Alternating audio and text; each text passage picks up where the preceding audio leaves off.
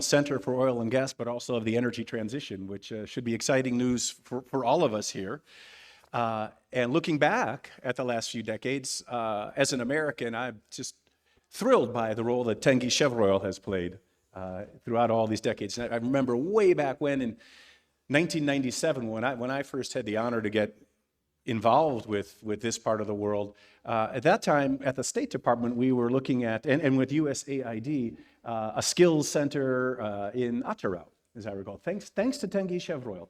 So for these last several decades, at least in the US government, people have thought of that investment for what it is, which is an anchor investment that cleared the way for more international investment in Kazakhstan, but more than that, also as a vehicle to help transform the economy. So in this era of ESG, as we talked about a few minutes ago, can you speak a bit, and this is the General Director, of course, of Tengiz Chevroil, Kevin Lyon, about how you've succeeded in and looking forward to the future of, from the beginning, integrating ESG goals in the Tengiz Chevroil strategy.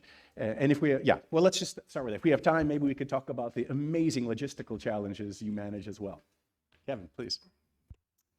Well, Matt, thank you for the question. First of all, let me just say that it's a real honor to be with the distinguished colleagues on this panel. As you all know, Tengiz Chevroil started in 1993 as a company, so we're preparing to celebrate 30 years of operations in Kazakhstan. And over the course of that period of time, it is really a story of business success, and in the way that we've been able to support the economy, grow the production, and bring technologies and capabilities to Kazakhstan through the operation of the Tengiz field.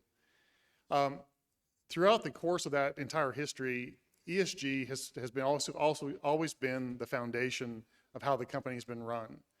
And we've been very fortunate to have very strong partners that bring best practices and capabilities to Tengiz Chevroil. With Chevron, ExxonMobil, KMG, and Lukoil, we're able to bring the best practices and the best capabilities from across those international companies that allow us to bring the best practices to Tengiz. From an environmental perspective, this has always been a key focus area for Tengiz Chevroil. Over the last, I guess since 2020, we've invested, since early 2000, we've invested over $3 billion in improvements in environmental performance at TCO. We've reduced our flaring by 65%, and we've substantially reduced our overall emissions across the operations. However, as we look forward, the expectations continue to increase in terms of expectations around environmental performance, and it is something that we continue to work on each and every day. From a social perspective, Tengiz Chevroil consistently supports the local economies and the local communities where we operate. And for us, the Zhiloi region and the Kulsuri city is essentially our host community to the Tengiz operations. So every year, in collaboration with the Atyrau Akhimat, we invest $25 million in social infrastructure to build infrastructure including schools, hospitals. We've also recently opened a sports facility in Atyrau, in Kulsuri, and these are all part of our contributions back to the community. But more importantly, we also focus on employment. So at Tengiz Chevroil, we're currently 94% of our organization is Kazakhstani. We're very proud that over half of my leadership team are Kazakhstani citizens, with also 4 females that have joined our team, and we continue to work to develop the capabilities and the leadership talent here in Kazakhstan. So we are truly a Kazakh company. We may be owned by foreign shareholders, but we're run by Kazakhs. When it comes to governance, we take pride in the governance that we apply at Tengiz Chevroil. And the success of our business over the last 3 decades is underpinned by a very strong governance, meeting international standards, certainly meeting the standards of our shareholders, but more importantly, setting an example of good governance for a very large company across Kazakhstan. So we're very proud of our ESG performance. At the same time, we see the energy transition looming very close in the future, and we recognize that what we do today is not going to be sufficient going forward. So we're obviously very focused on lower carbon initiatives. We're obviously very focused on improving environmental performance, and we're also ensuring that our governance maintains a very high level of oversight to ensure we meet international standards as a company. So we're proud to set an example here in Kazakhstan, and we hope that others will follow the lead of Tengiz Chevroil.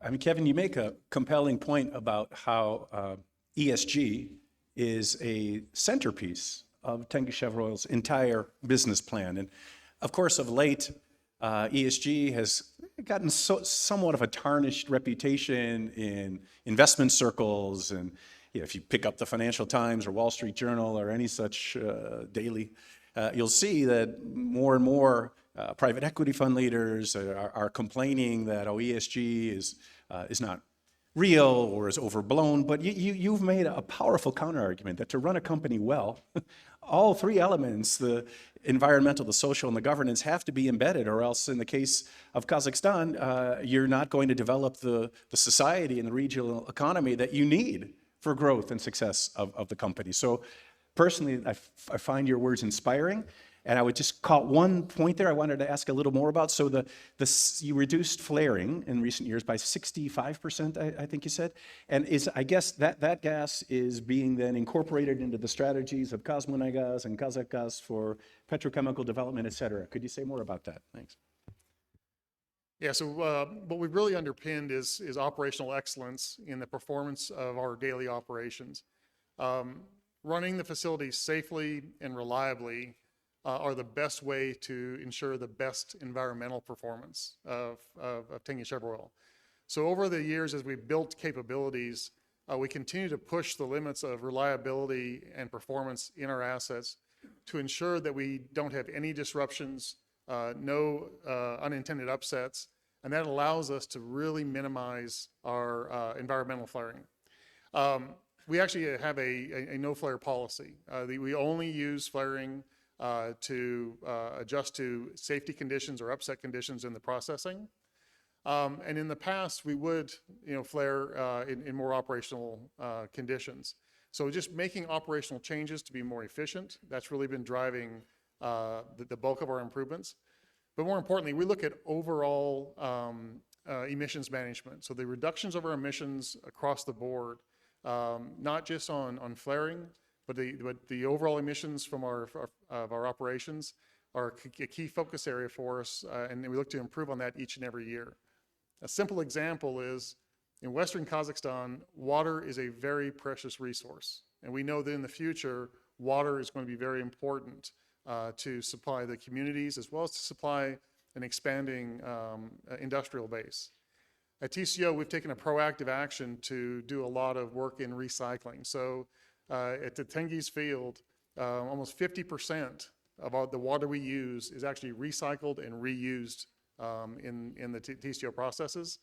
We've got significant facilities built to be able to process that water for reuse and recycle. The same with our management of solid waste. So air, water, as well as solid waste, we focus across the board in terms of improving that performance at TCO. Okay, thank you. Sounds great. Sounds like responsible stewardship of these precious resources, most important, not just being oil and gas, but of the water, of the environment in general, and the people here. Thank you, Kevin. Thank you very much.